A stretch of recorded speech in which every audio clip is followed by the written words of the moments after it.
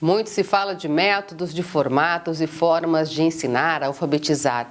Mas será que é possível, por exemplo, alfabetizar uma criança em duas línguas diferentes ao mesmo tempo? Para falar sobre mitos da alfabetização, nós convidamos a psicopedagoga Maria Carolina Lolli. Tudo bem? Tudo bem, Elaine.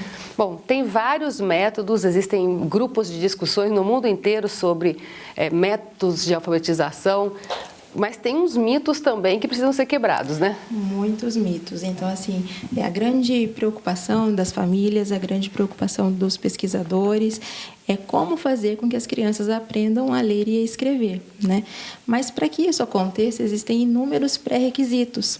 E a gente esquece de trabalhar esses pré-requisitos e foca apenas no trabalho da leitura e da escrita, né? E nos esquecendo de outras habilidades muito importantes que são necessárias também para isso.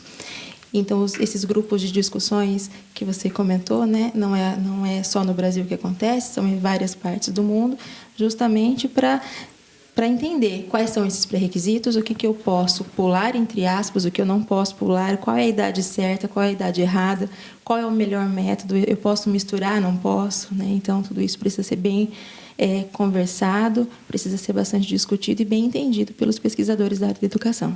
A gente pode dizer que um dos principais problemas da alfabetização, do ensino em si, é que coloca-se crianças de várias, da mesma idade física, cronológica, mas de idade mental diferenciada numa mesma sala, ensina-se todo mundo do mesmo jeito? Esse é um dos problemas, mas na minha opinião, a grande falha no método não é o método, mas sim a maneira como isso é trabalhado. Então, a falta de formação dos professores para fazer um trabalho acurado, né, no método de escolha da escola, é muito complicado. Os cursos que nós temos são muito caros, não são todos os professores que podem investir nisso, né? E na faculdade a gente não aprende isso de uma maneira bem clara, né? E com a prática a gente percebe muita coisa, só que tem professor que é relutante, sabe? A gente sabe que existem inúmeros métodos, tem professor que não quer misturar, só que cada criança, como você disse, é única.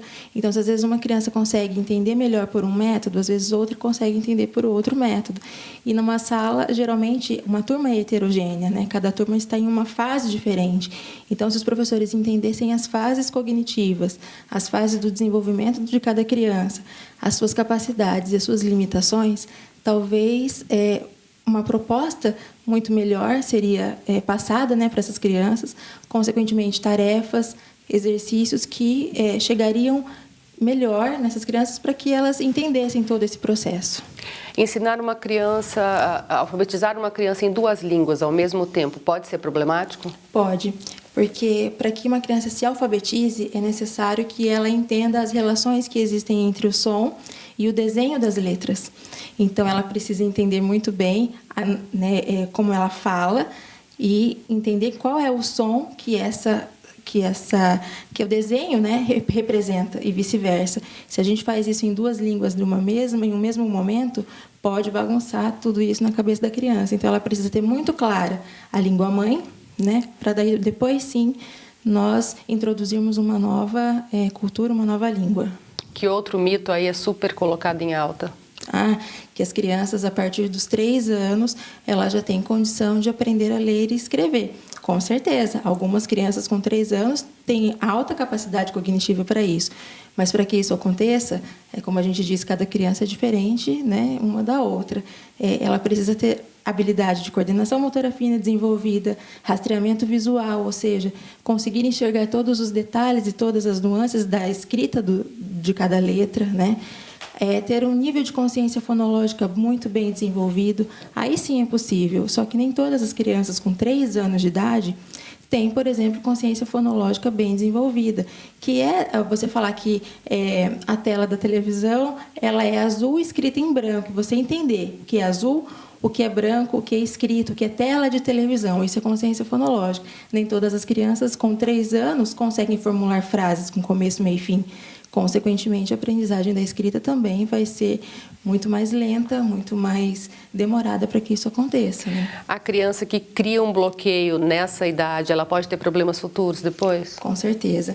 A questão das tarefas também, a gente percebe, né? Na educação infantil, quando é forçado que se faça muita tarefa, se a criança não tem a capacidade cognitiva, né, de acordo com aquela tarefa, também pode criar um bloqueio para isso. Então, às vezes a gente vê criança que não gosta de estudar, não gosta porque na educação infantil ela teve muita tarefa exaustiva de cópia, por exemplo, de letras. Sabe aquelas tarefas de pontilhado, né? Tem criança que fala que dói a mão, então ela guarda o ruim, ela não guarda o bom. Então, o fato de ter doído a mão uma vez que ela fez uma tarefa pode prejudicar toda a aprendizagem da escrita posterior. Então, por isso que, para que se escreva, nós precisamos desenvolver todos os pré-requisitos. Atividades de pontilhado não devem ser direcionadas desde o início da escolarização para a alfabetização, né? Então, a gente tem que tomar bastante cuidado com essas coisas aí.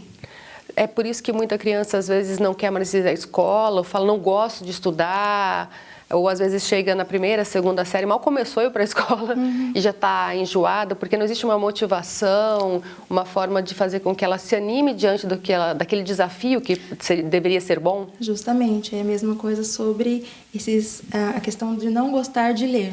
Né? As crianças elas gostam muito de chegar na livraria, por exemplo, e ficar olhando as figuras, mas e a leitura não gosta, porque elas são obrigadas a fazer leituras que elas não querem, no período em que elas não querem. Então, isso de obrigar, de fazer com que não, você tem que fazer. As crianças elas são muito pequenas para entender, né? Até os 9 anos, 8 anos, aquilo que é certo, aquilo que eu preciso e aquilo que eu não preciso. Então, você obrigar uma criança de 5 anos, por exemplo, 6 anos, a ler um livro por semana, obrigatoriamente, isso é errado, porque faz com que ela crie, não é um bloqueio, mas uma certa, não empatia, o contrário, né? Ela fica entediada com aquilo e quando percebe que ela precisa ler um livro, eu vou ter que fazer isso de novo, né? Ela fica entediada com essa tarefa, então é ruim. E aí, em vez de ver o lado bom da leitura, de viajar, de criar na imaginação, ela vai ficar com o peso de ser obrigada a ler, né? E daí nós temos tantas crianças hoje, tantos adolescentes que não gostam de ler, que têm dificuldade na interpretação do texto, que têm dificuldade até mesmo na escrita ortográfica, né? Sem erros de português, sem erros de ortografia, porque nessa fase do início da alfabetização ali, tiveram todos esses entraves aí. Ou seja, a educação básica, inicial ali no fundamental tem que ser repensada, né? Isso, hoje em dia eles mudaram, né? A BNCC, a Base Nacional Comum Curricular, ela veio para modificar toda essa estrutura. Então, a criança ela vai aprender a aprender, né? Então, isso que os professores precisam entender. Quanto mais formação o professor tiver para trabalhar essa BNCC, de modo que a criança passe a ser o centro da sua aprendizagem, consequentemente, a alfabetização, a aprendizagem da matemática, da leitura, enfim, de todas as disciplinas curriculares, será mais prazerosa. Legal. Muito obrigada, viu, pelas informações.